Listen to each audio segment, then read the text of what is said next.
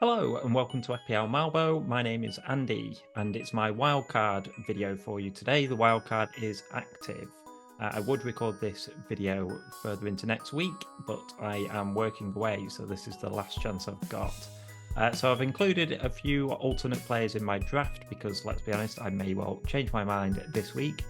But let's take a look at where my head is at the moment with my draft. Now, the first thing to say is that I'm wildcarding this week and I'm going to be bench boosting in 37, which is the biggest double game week left of the season. That means that I'm looking at getting predominantly players who have 2 games in that game week, so that I can have a full bench of double game weekers. Doesn't mean everybody is because obviously there's a couple of transfers between now and then, but predominantly that's who I'm looking at.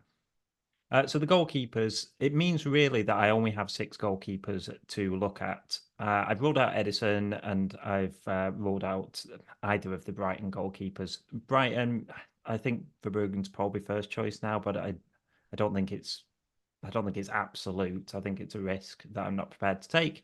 Edison rarely gets any save points, so you're only looking at clean sheets. Man City haven't kept a ton of clean sheets recently, and I can also see him rotating with Ortega if, for example, it looks like the league is going to be sewn up. Not sure that'll happen, but it's again just seems like an unnecessary risk, which gets it down to the 4 players that you can see on screen.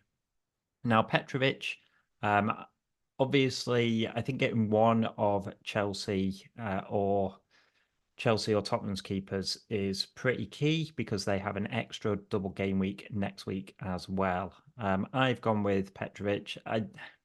Tottenham don't keep any clean sheets. Chelsea's defence has been a little bit more improved of late. I'm still not super confident in either of those 2 games in the first double, but the West Ham game in the middle is okay, and Nottingham Forest and Brighton. It's a shame they're both away games, but they're not too bad either. So yeah, I don't think it's that exciting a pick, but it's almost process of elimination. And then I've gone with Nana as my backup. They've got 2 home games in the double, Arsenal, Newcastle. I've actually got Burnley this week, which is a really nice fixture as well, but I'm not going to be playing him in front of a double game week goalkeeper. So yeah, I think Anana's slightly better pick than Dubravka because I think I will probably use my 3 Newcastle spots. So I could go Dubravka and not have a Newcastle defender, but I think I'd rather have the defender in there. And also, there is a small chance as well of Nick Pope coming back. The official FPL site actually lists him back in a couple of weeks, but I've not heard anything to suggest he's back in training or that's likely. So I sort of presume Dubravka will play the rest of the season, but that's not guaranteed. And again, it doesn't seem a risk worth taking. And there's no single game week goalkeepers that I'm really considering. I don't think any of them are significantly better options. So you might as well just take the additional matches. And yeah, Petrovic and Anana is where I'm going. So onto the defence. I've gone with Dan Burn from Newcastle. For me, there isn't enough between it to be worth paying the extra money for Shah, who probably has slightly better attacking potential, but like not very much. I don't think it's worth the extra money for him for me. That said, I do think Trippier is worth the extra money, even though he's over £2 million more than Dan Burn. We do have a Newcastle match midweek. If Trippier is on the bench or if he's, somehow starts it, then I think I will rejig my team and get Trippier into it. But I think that's slightly unlikely. So at the moment, yeah, it's Dan Burn. Sheffield United this week, lovely fixture. Burnley next week, and then Brighton and Man United in the double.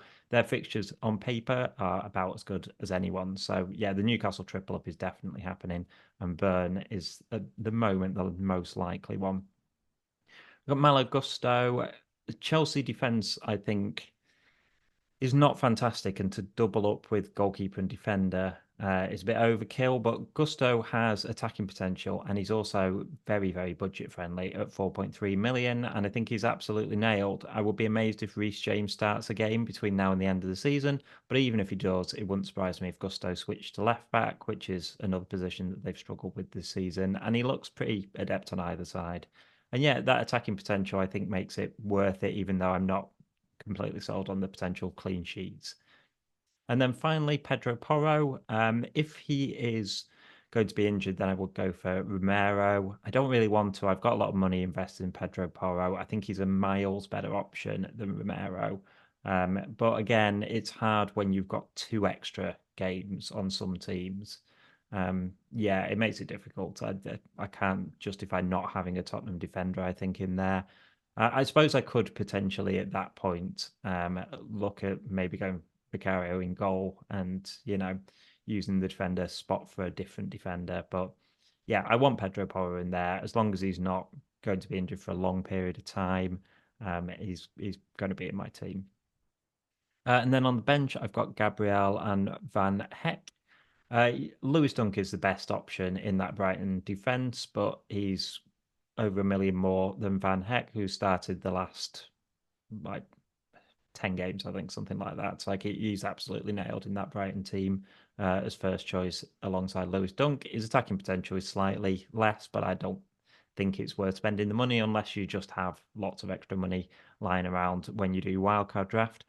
And then Gabriel, I think, is a bit of a controversial one because I wouldn't start him this week. They've got Tottenham away. So really, I'm only getting him for that Bournemouth fixture. I could go somewhere else, but the Arsenal defence has been so good. I really just fancy a clean sheet in that fixture. Bonus point potential for Gabriel always seems to be there as well.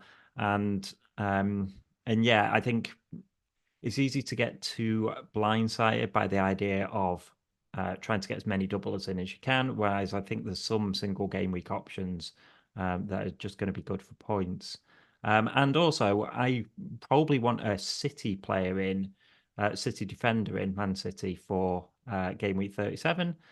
And I've no idea which one. I'm hoping by the time that rolls around that there might be a bit of a clearer picture. There seems to be sort of permanently players playing through injury at the moment. I think Akanji, Stones, Ake and Walker are both just back, but they seem to just be managing injuries towards the end of the season.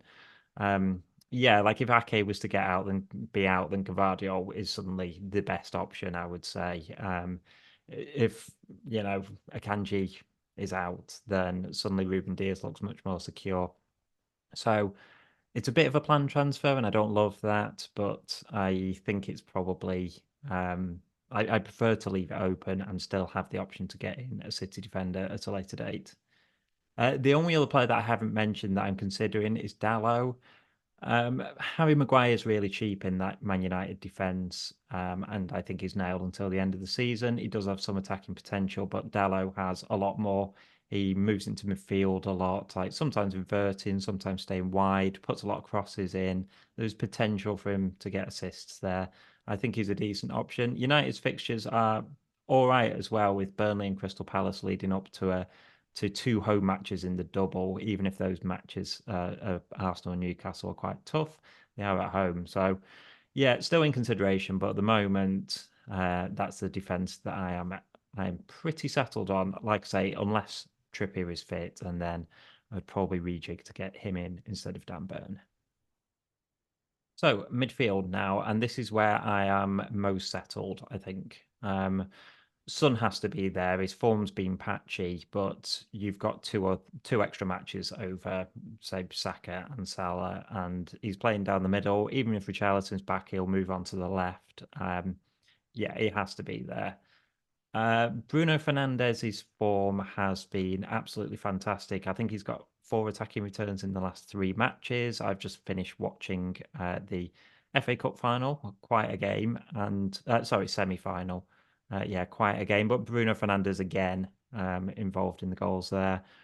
I think if you can get him, he's almost a must-have. Like I built drafts without him, and I just don't think the other options are as good.